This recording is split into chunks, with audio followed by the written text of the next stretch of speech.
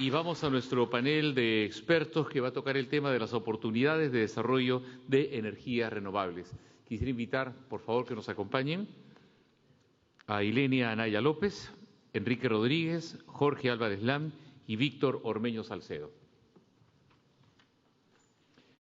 Y como moderadora, directora de debate de esta parte, nos va a acompañar la ingeniera Virginia Barrera, de Ocinermi.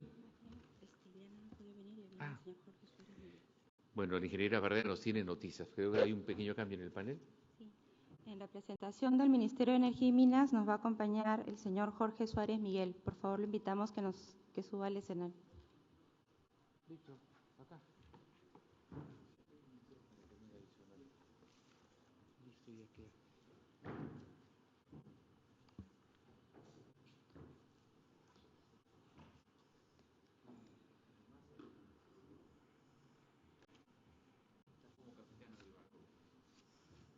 Gracias. Buenas tardes.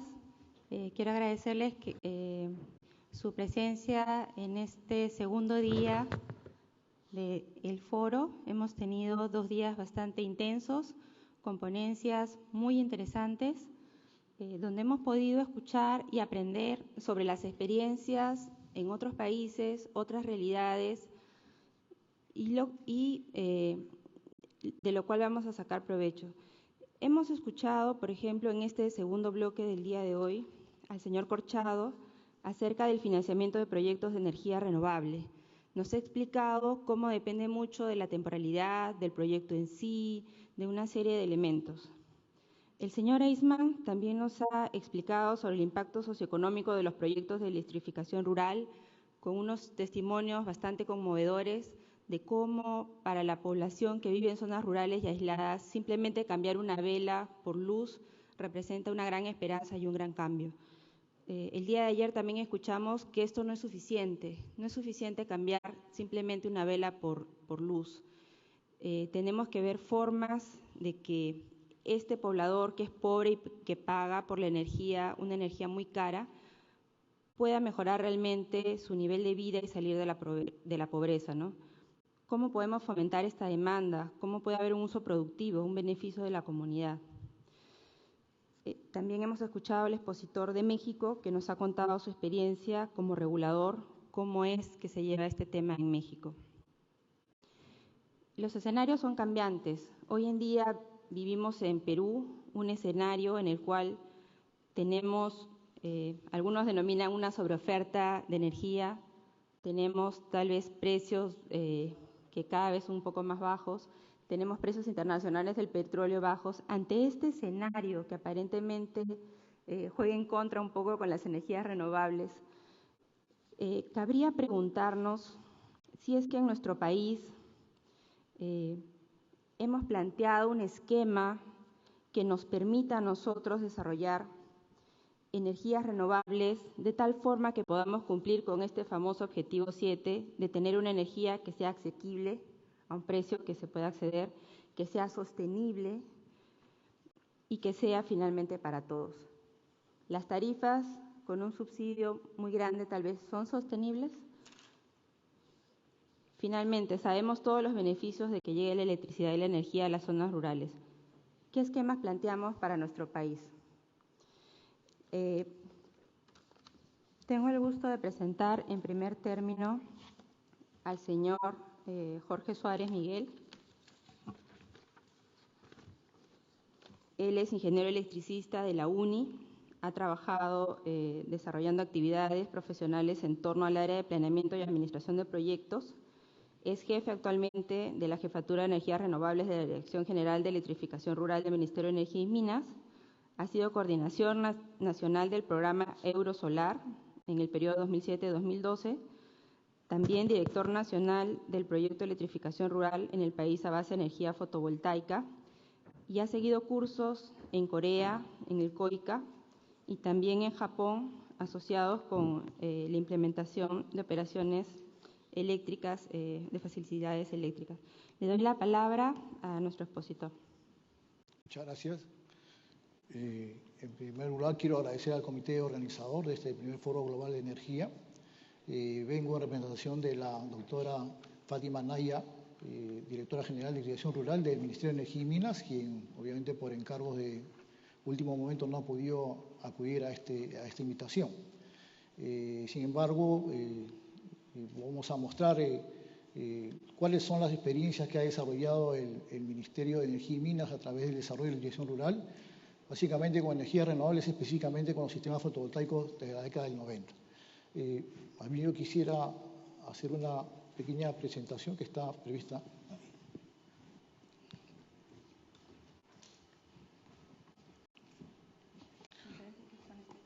¿Esto es para avanzar? Gracias.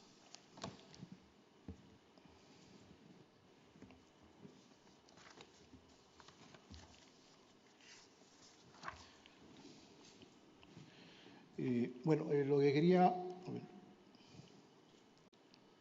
es mostrar cuál ha sido la evolución en cuanto al desarrollo de la dirección rural en lo que respecta a energías renovables, específicamente con sistemas fotovoltaicos en el país, que se dio o que se da, que se sigue dando a través de la Dirección General de Dirección Rural del Ministerio de Energía y Minas. Bueno, ahí mostramos una línea de tiempo en la que podemos ver, bueno, que está desde el año 1996 aproximadamente, desde que se da inicio a las primeras experiencias en utilización de energías renovables en la dirección rural. Esto en el marco de cooperaciones técnicas que se dan hasta el año 2008, aproximadamente, 2010.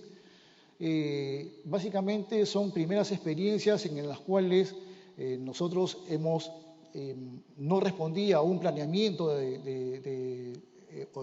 articulado para el desarrollo de la dirección rural con energías renovables, sino básicamente a una cartera de necesidades.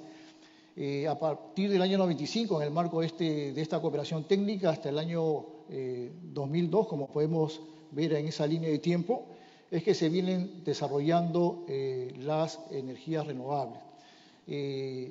Tuvimos unas primeras experiencias que obviamente son lecciones aprendidas, en las cuales, aparte de la que no respondía a un planeamiento, tampoco estaba sujeto a una verificación o a una certificación de los componentes de los sistemas fotovoltaicos.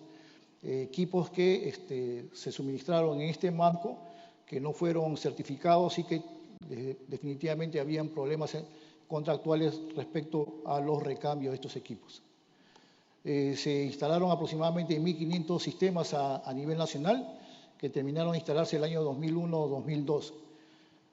Posteriormente, en el marco ya de la otra cooperación técnica con auspicio del Fondo Mundial para el Medio Ambiente y Naciones Unidas, se desarrolló un proyecto del PER 98G31, en el cual se establecieron no solamente las oportunidades para instalación de sistemas fotovoltaicos, sino también era una cooperación que tenía varios componentes y uno de ellos muy importante, que era la creación y la capacitación de instituciones académicas que de alguna manera puedan ser certificadas como laboratorios para la certificación de los componentes fotovoltaicos. Es así que a través del apoyo de la Universidad Politécnica de Madrid se lograron capacitar a diferentes instituciones académicas a nivel nacional, como es el caso al final la Universidad Nacional de Ingeniería y la Universidad Católica, fueron certificadas para efectos de ya llevar a cabo estas pruebas de laboratorio que nos sirvieron más adelante para efectos de la certificación de los componentes en el marco de esta cooperación. Podemos ver también, dentro de esta cooperación técnica, aparte de los laboratorios, la certificación de estos laboratorios, que fueron 2, también hubieron otros elementos importantes, unas herramientas de alguna manera que nos sirvieron para formular planes y programas de desarrollo de la dirección rural, como es el primer atlas de energía solar a nivel nacional, un elemento muy importante justamente para la formulación de estos planes. Posteriormente, también en ese marco se elaboraron el primer reglamento técnico de componentes fotovoltaicos aprobados por la DGE, por la Dirección General de Electricidad. Y como corolario de esta cooperación técnica, al final, aproximadamente en los años 2007, se instalaron 4.200 sistemas fotovoltaicos en 4 zonas estratégicas o focalizadas básicamente en la selva, en el entorno de Iquitos, en Pucallpa y en Cajamarca, en las provincias de Jaén, San Ignacio y en Ucayali. Posteriormente, ya con estas lecciones aprendidas de la primera etapa, como mencioné en un principio, se lograron ya a través de las universidades de la Universidad Nacional de Ingeniería y la Universidad Católica, la certificación de estos componentes fotovoltaicos, con los cuales permitieron certificar estos equipos y garantizar la calidad de los mismos. Respecto a los modelos de gestión, en esta ya segunda etapa, hay una situación, se puede decir también muy crítica respecto a la sostenibilidad de estos proyectos. Toda vez que este programa, como mencioné, se desarrolló entre el año 2000 y 2007, había que, en principio, poder determinar a través de un estudio de campo, no solamente las localidades, sino también poder identificar las viviendas que de alguna manera pudieran hacer un pago que pudiera permitir, de alguna manera, paliar la sostenibilidad de estos equipos.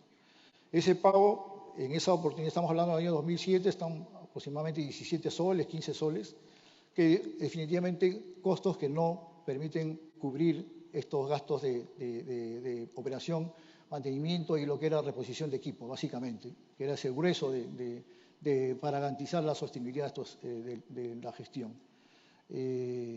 Posteriormente, ya en el año 2010, en agosto del año 2010, hay un hito muy importante para nosotros en lo que es el negocio fotovoltaico respecto a la regulación.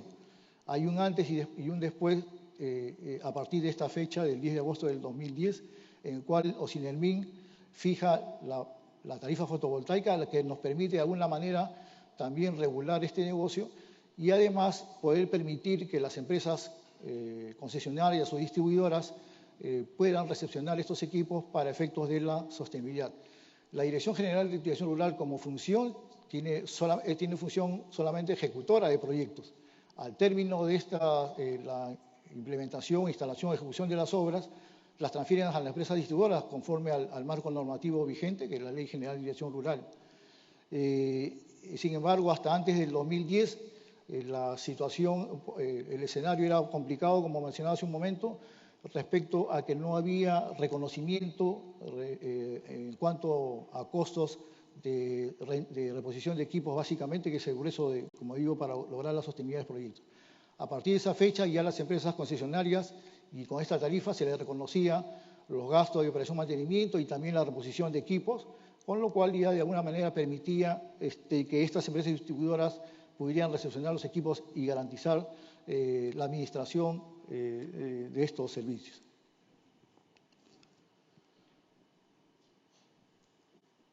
Están los instrumentos que mencioné hace un momento y posteriormente ya hasta el año 2010 se dio también otro proyecto en el marco de una cooperación que es con el auspicio de la Unión Europea para la instalación de sistemas comunales para las escuelas y postes de salud.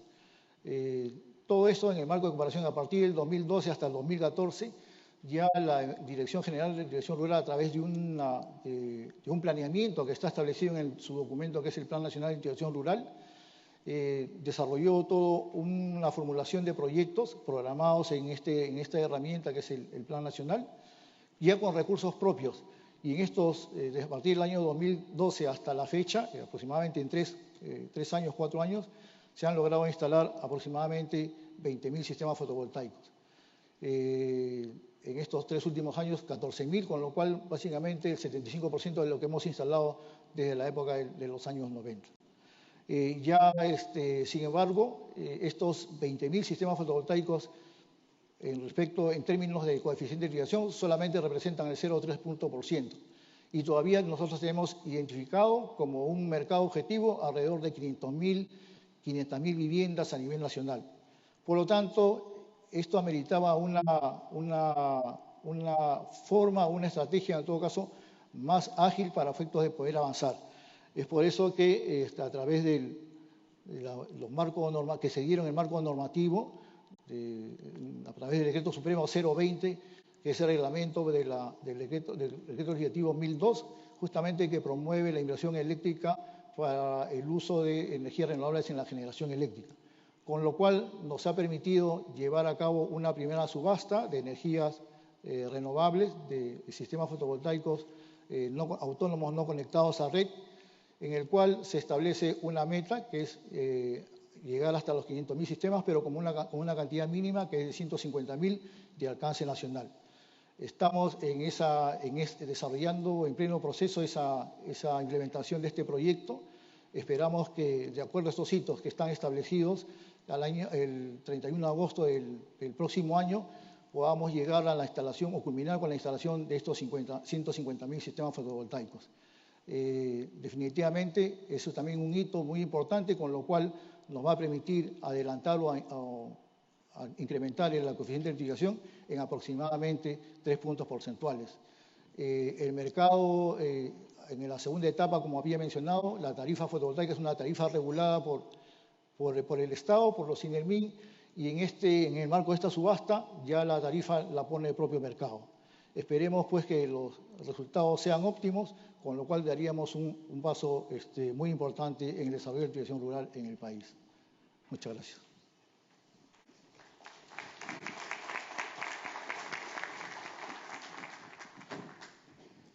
Muchas gracias.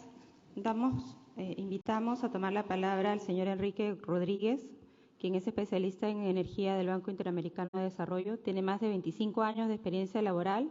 Está a cargo de las operaciones del sector de energía en Perú y Chile, así como de las iniciativas de integración energética regional promovidas por el banco, como CINEA de los países andinos. Antes de unirse al BID, se desempeñó como asesor senior de una empresa consultora alemana, donde fue responsable del diseño, estructuración financiera, implementación, supervisión y monitoreo de proyectos y programas de energía sostenible en diferentes países de Europa, África, Asia y Latinoamérica. El señor Rodríguez también posee una maestría en Ciencias en Ingeniería de la Universidad Técnica de Berlín y un doctorado en Ingeniería de la Universidad de Kassel, ambos en Alemania. Le damos la bienvenida a nuestro expositor.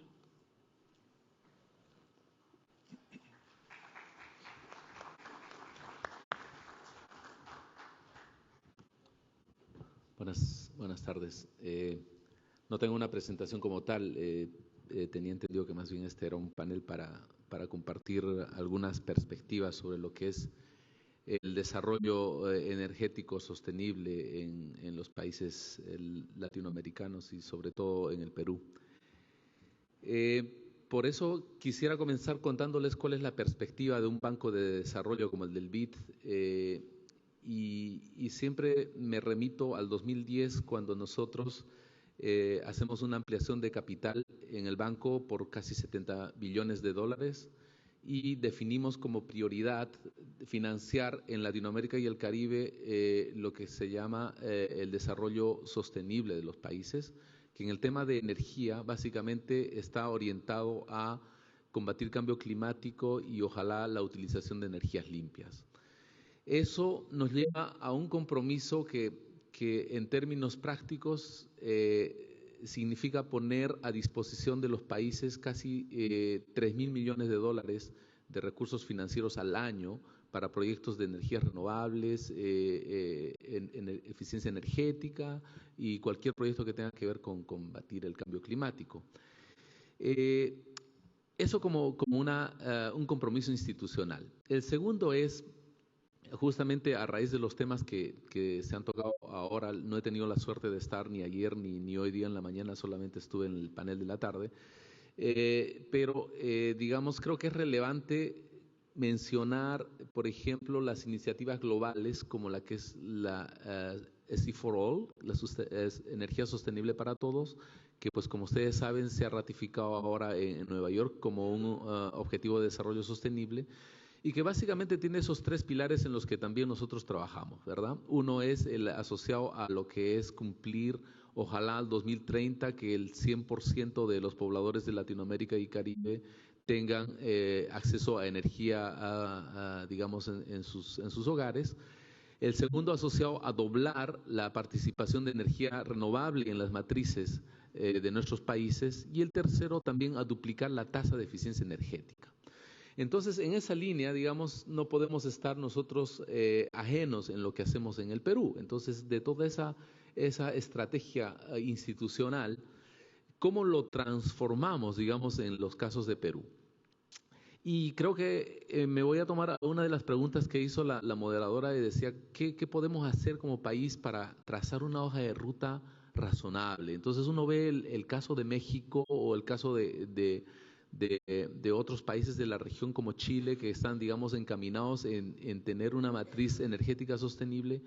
Y les recuerdo que el Perú ya dio ese paso. Lo dio a inicios de esta década haciendo un ejercicio que se llama el NUMES, que es la nueva matriz energética sostenible, que en realidad ha contado con el apoyo del banco, que permite hacer un primer análisis del sector con una perspectiva de largo plazo, ¿verdad?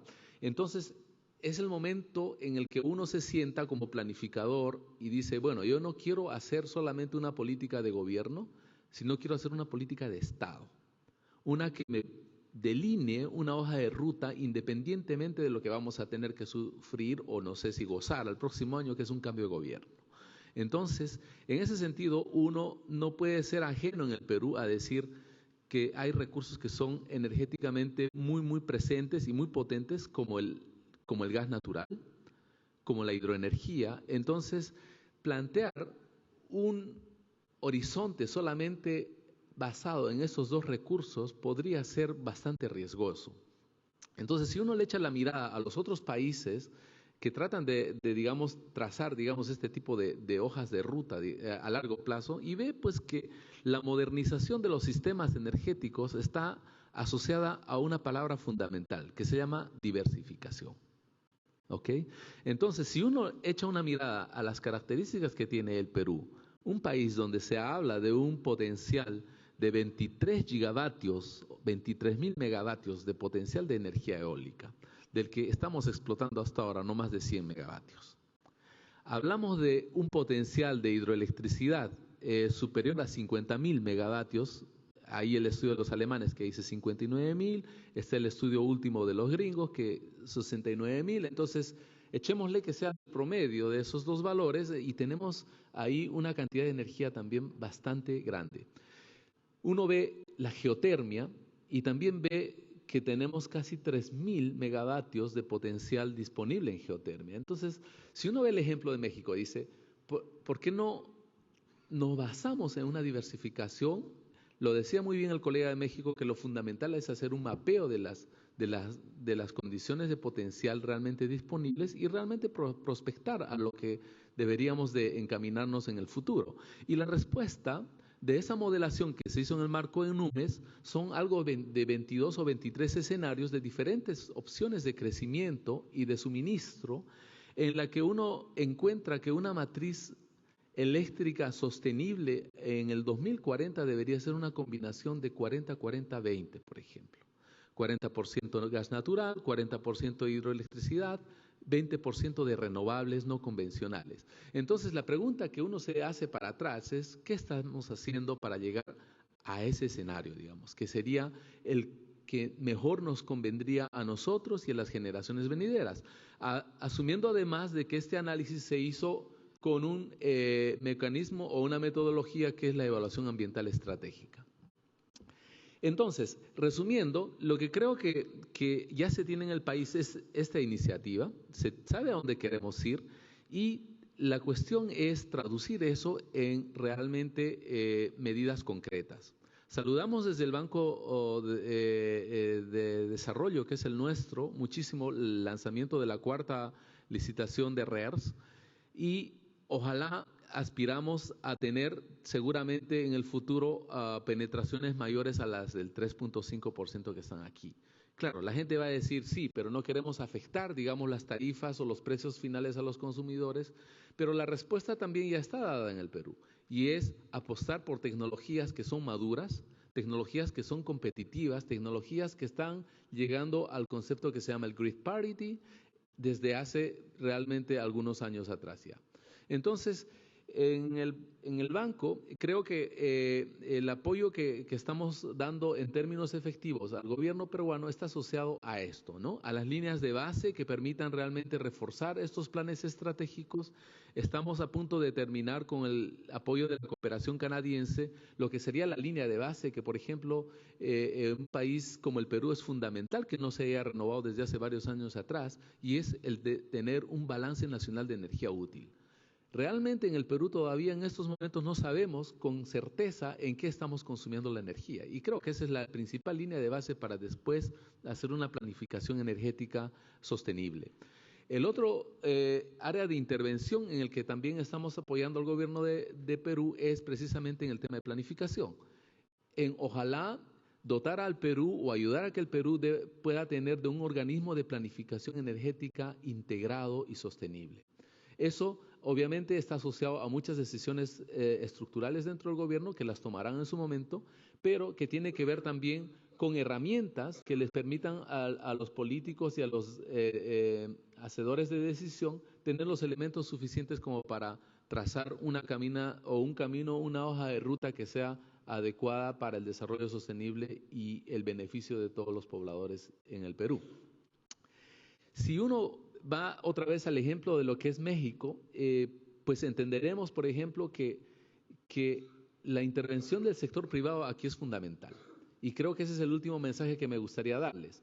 Si no creamos un marco jurídico adecuado, un sistema de información suficientemente sólido y confiable para inversionistas privados, creo que estas metas son difíciles de conseguir. Y por eso que estamos también con fondos de la cooperación canadiense orientados a mejorar el acceso a plataformas virtuales, por ejemplo, para lo que es el desarrollo de proyectos en energía eólica o portafolios de hidroeléctricas en el país que seguramente serán lanzados el próximo año juntamente con el Ministerio de Energía y Minas del Perú.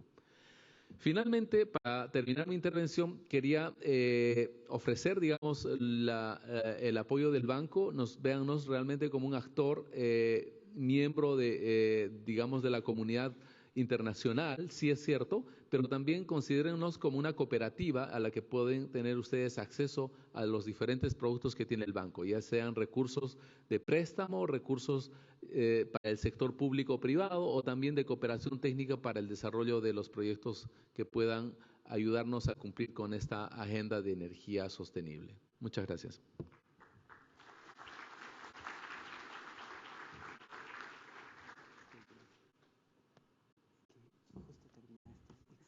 Muchas gracias, nos deja con bastante esperanza y alentados. Nuestro tercer panelista es el señor Jorge Álvarez Lam. Él es ingeniero agrónomo con estudios concluidos en Maestría de Gestión Ambiental. Es miembro del equipo de expertos peruanos registrado en la Secretaría de la Convención dentro del marco de las Naciones Unidas sobre Cambio Climático. Actualmente es oficial de Energía y Medio Ambiente del Programa de las Naciones Unidas para el Desarrollo y tiene a cargo los proyectos que se ejecutarán en el PNUD en asistencia al gobierno peruano. Sí. Hola. No sé si me escuchan. Yo tuve la suerte de que me colocaran el aparatito y puedo estar aquí sentado, de manera que voy a aprovechar la comodidad de este cojín que está muy bueno. Primero quiero agradecer a los INERMI y a los organizadores por permitirme primero estar frente a ustedes y hablar de estos temas que son de relevancia para el país, no solamente por la relevancia que tiene, sino por la oportunidad de desarrollar este evento en este momento donde a nivel internacional se están desarrollando coyunturas que influyen dentro de lo que desde las Naciones Unidas estamos viendo como un nuevo enfoque de desarrollo para el planeta.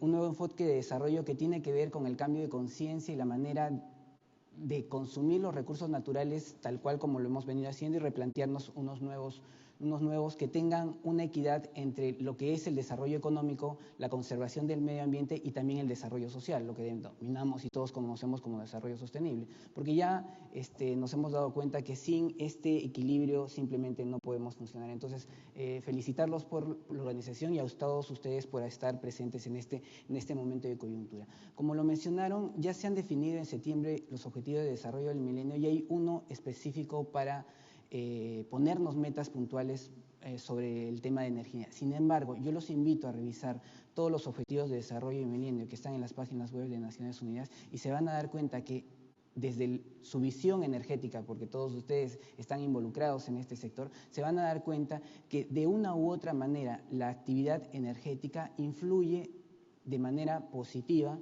en la consecución de cada una de estas grandes metas que se ha planteado el Estado peruano. Desde las metas que tienen que ver con la libre progreso hasta las que tienen que ver con el desarrollo de infraestructura adecuada y resiliente para poder soportar todas estas metas, estas 17 metas que se han planteado. Los objetivos que se están planteando para defender el cambio climático, para poder desarrollar resiliencia y competitividad, todas tienen que ver de alguna u otra manera con el desarrollo de las energías y en este caso puntualmente con mayor prevalencia y con mayores oportunidades las energías renovables, sin dejar al lado todo lo que nos falta por desarrollar en países como el Perú en la eficiencia energética, no en la parte de la generación, sino en la parte del consumo. Pero bueno, yo sé que ahora nos vamos a enfocar básicamente en el tema de generación.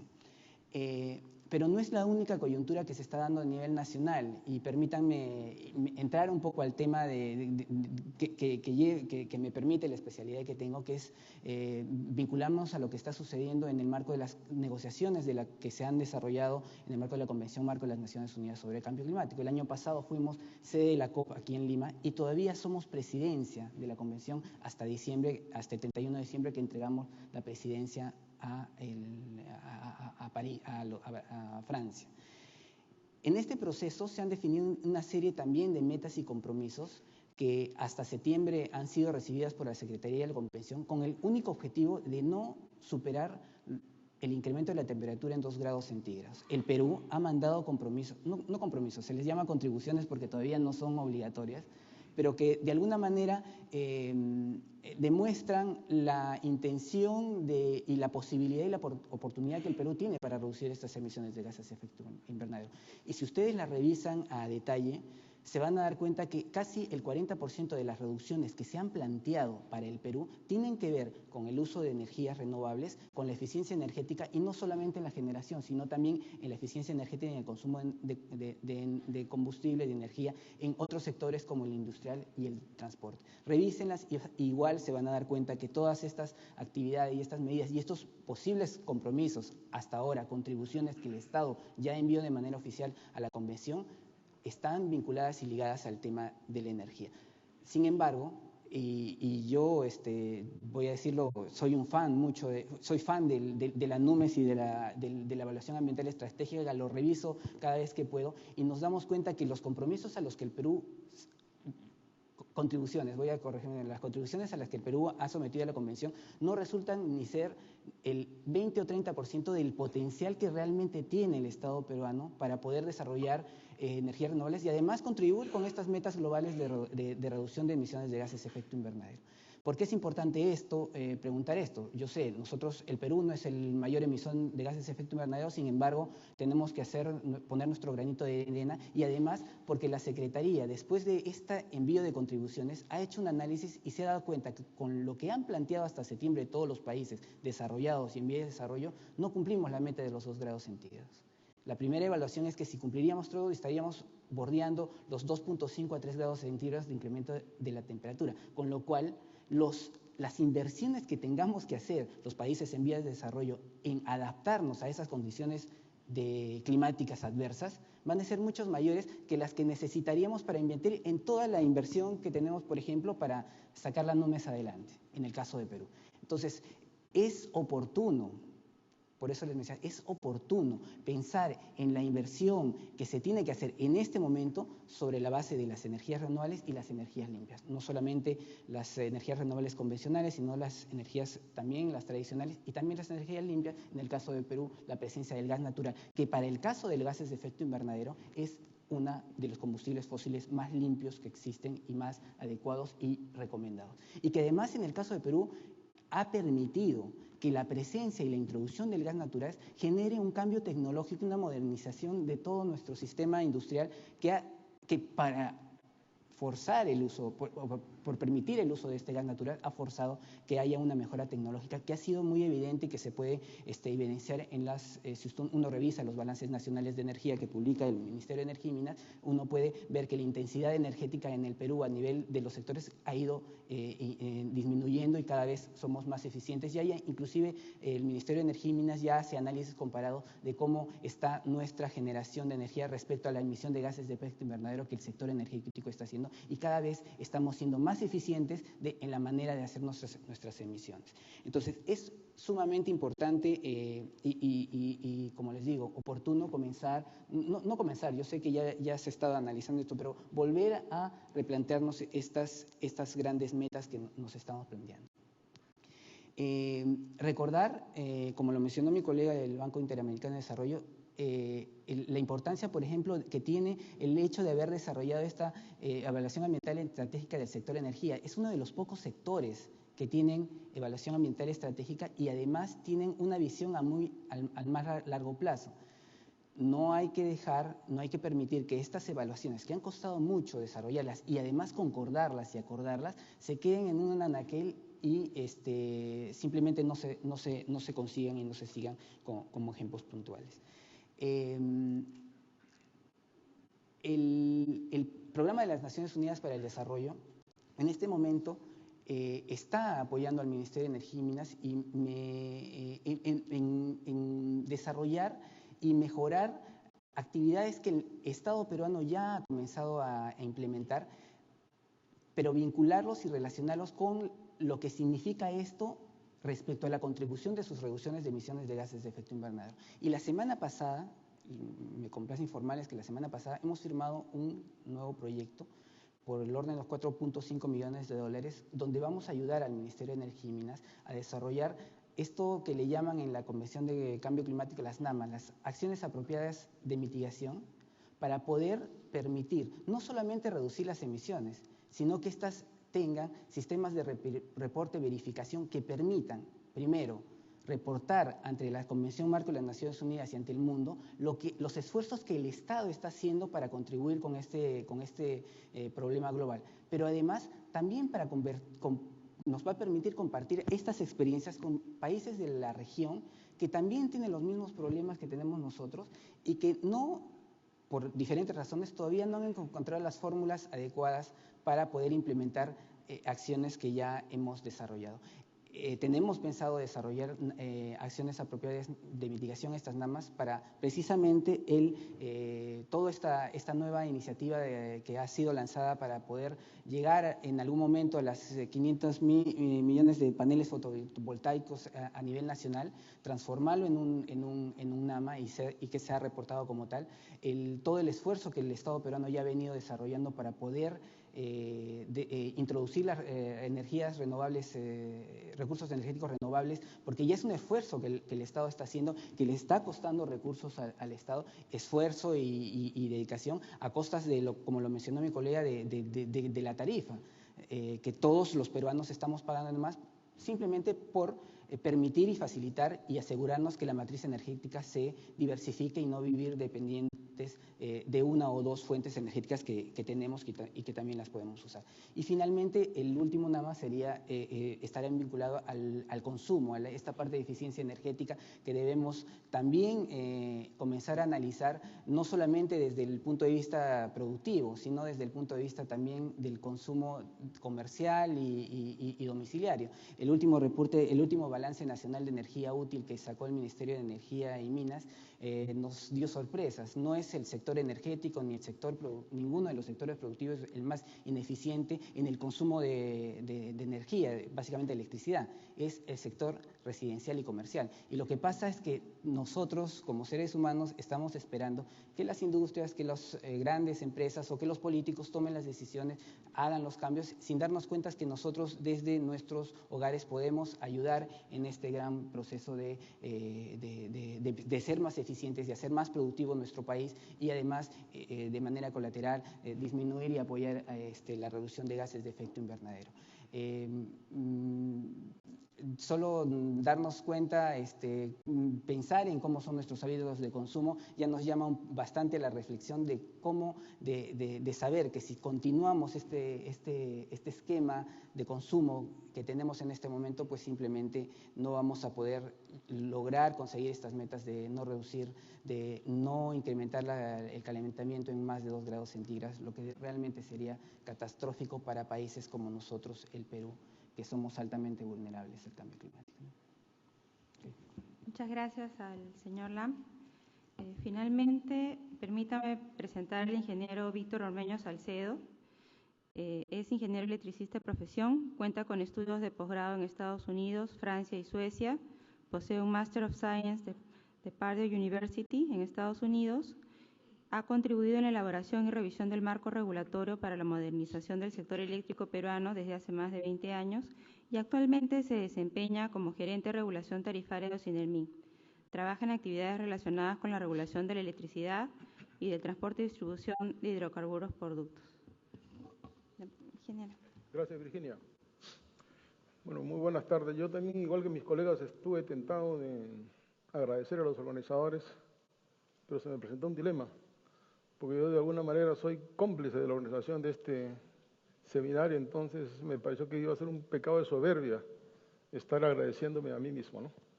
Y cada vez que hablo de soberbia me acuerdo mucho de ese sketch del Chavo del Ocho. Deben ustedes haberlo visto alguna vez. En uno de esos sketches, uno de los personajes le decía al doctor Chapatín: doctor, ¿usted tiene algún defecto? Y el doctor Chapatín le dice: bueno, sí, yo tenía un defecto, era soberbio, pero ya me lo curé, ahora soy perfecto. Entonces, me parece que es interesante esa reflexión.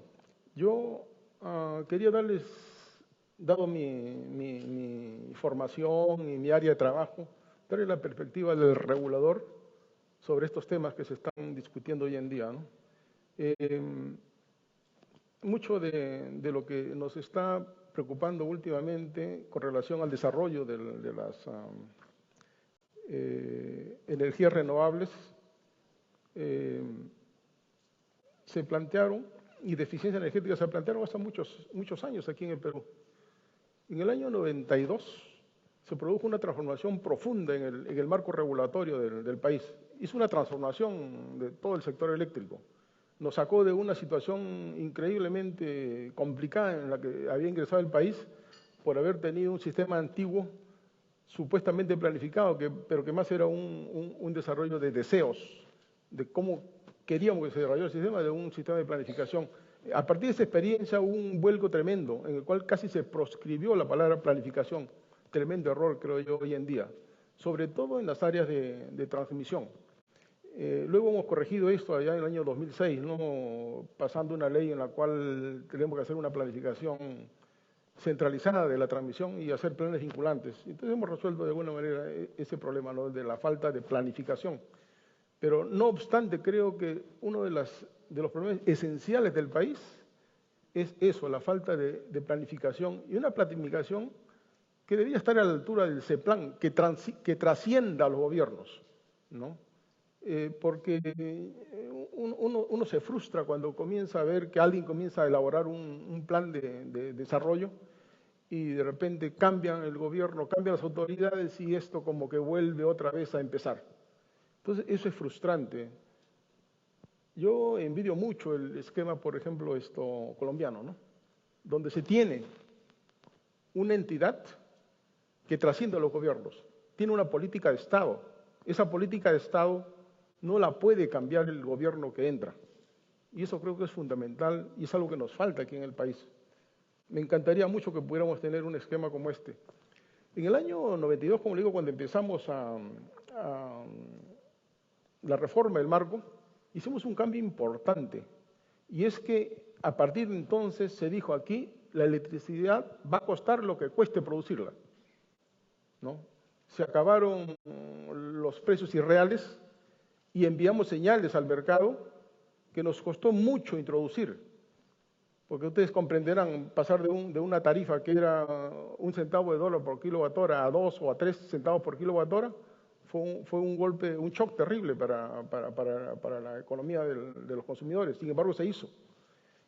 Y eso lo que provocó fue un reordenamiento del comportamiento del consumidor. En esa época, yo recuerdo, teníamos como un 60% de factor de carga. ¿Cuál es el factor de carga? Es simplemente el grado de eficiencia con que se usa las instalaciones del sector eléctrico. Es decir, si uno tiene instalaciones que tienen un factor de carga pequeño, significa que están usando las máquinas que tienen instaladas en un menor tiempo. Entonces, esas instalaciones, si yo las uso el mayor tiempo posible, todo el tiempo si quieren, a plena carga, estaría teniendo un factor de carga 1 o de 100%. Sin embargo, en aquella época lo teníamos alrededor de 58, 60%. Es decir, estamos usando la instalación que teníamos casi la mitad del tiempo. Hoy en día ese factor de carga se ha subido 80%. Esa es eficiencia energética, ¿no? Del tipo más puro. Eso se llama administración de carga. Hoy en día tenemos nuevos desafíos. Igual, las pérdidas se redujeron de una manera increíble en esa época, pero bueno. En el año 2008, más o menos, se planteó aquí en el Perú la necesidad de promover las energías renovables con recursos no convencionales. Me estoy refiriendo a las centrales de tipo eólico, fotovoltaico, biomasa e hidroeléctricas de pequeño tamaño. Eso nos llevó a un esquema de regulación que creo que ha sido bastante exitoso, pero creo que necesita ser mejorado también. Estamos a puertas de la cuarta subasta que OSINERMIN conduce cada 2 años, cuando el Ministerio convoca a la subasta para suplir con energías renovables no convencionales al mercado eléctrico. Pero es necesario tener en cuenta que estas energías son o eran, en algunos casos, mucho más caras que las energías convencionales. Entonces se planteó en el país un esquema de incentivo, de tal manera que íbamos a hacer una subasta de recursos renovables por una cantidad de megavatios o de energía en el año, y lo íbamos a pagar primero con los costos del mercado de corto plazo en la operación del sistema. Me refiero a que cuando el sistema opera, ustedes saben, la electricidad tiene precios variables a lo largo del tiempo. Durante las horas de madrugada el precio es muy barato, durante las horas de punta es muy caro. Y las transacciones que hay en el mercado de corto plazo son a costo marginal de ese tipo. Ahora, las energías renovables que aquí intervinieron en el país lo hicieron con una promesa: te vamos a pagar lo que tú pidas, pero primero vas a tener un ingreso basado en los costos marginales del sistema. Usted comprenderá que si tiene un sistema que está sobreabastecido, esos costos marginales van a ser muy pequeños. Al inicio eran relativamente razonables, y entonces lo adicional que había que poner para cumplir lo que el generador con energía renovable no convencional estaba pidiendo era relativamente pequeño. Pero hoy día tenemos un exceso de generación y los costos marginales se han ido muy abajo, y entonces la prima, o sea, la diferencia que hay que pagar para asegurarle el ingreso al generador red, así le llamamos, con recursos energéticos renovables, comienza a ser significativo y comienza a preocupar y comienza a aparecer en los diarios, en las noticias, que estamos reajustando las tarifas y una parte importante es el pago de esto. Entonces necesitamos tener tal vez una nueva forma de enfocar esto. Espero que con la reducción que se está produciendo de manera natural en los costos de las energías renovables, esto pueda ser revertido y no tengamos que entrar en esa preocupación. Yo recuerdo que hace unos 4 años o 3 años, cuando subastamos las energías renovables fotovoltaicas, eran más o menos del orden de 200 megawatt-hora o 220 megawatt-hora, perdón, dólares por megawatt-hora. Hoy en día han bajado mucho más, mucho de eso. La última fue a 119, me parece, dólares por megawatt-hora. Entonces, es necesario tener en cuenta esto para, creo, lo subsiguiente que viene. Y quiero referirme también a un tema que me ha parecido sumamente importante. Nosotros hemos subastado en unidades fotovoltaicas independientes que no se van a conectar a la gran red, alrededor de 150.000 suministros independientes. No, esto para abastecer a las zonas aisladas, que son las que necesitan más la atención especial, porque ellos, allí no se puede llegar con redes, porque llegar con redes es extremadamente caro, es imposible, no se puede. Y por eso celebro que el Ministerio de Energía y Minas en este momento, a través del FONER, que usa recursos con apoyo del Banco Mundial, está desarrollando unos programas muy interesantes. Y quiero referirme a uno de ellos, al del uso productivo de la electricidad. Justamente como no podemos extender redes, porque cada vez que las extendemos, el consumo es mucho menor. La solución, y me parece que esto hay que darle mayor impulso, es el uso de la energía para usos productivos de la electricidad. Ese programa, por ejemplo, se instauró allá por el año 2009, ya lleva 6 años, ha comprometido a 30.000 familias en usos productivos. Han desarrollado 150 cadenas productivas que se encuentran en operación, están consumiendo 22.000 megawatt-hora por año de consumo directo. Los propios usuarios han invertido alrededor de $12 millones en maquinarias, equipos y algunas redes pequeñas para llegar a las redes. Y esto ha logrado el objetivo que tenía este programa, que era de mejorar la calidad de vida de los usuarios y optimizar el uso de las redes de distribución, que son el mayor problema que tenemos para extender las redes. Yo creo que ahí lo dejo.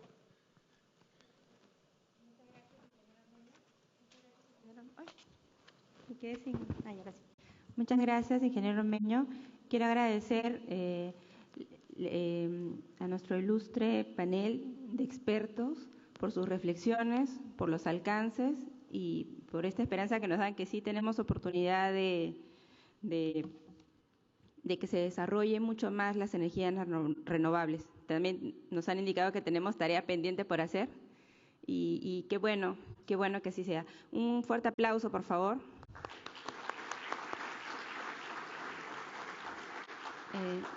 Bueno, damos por concluida la sesión del día de hoy y los esperamos el día de mañana porque tenemos ponencias muy interesantes también. Muchas gracias.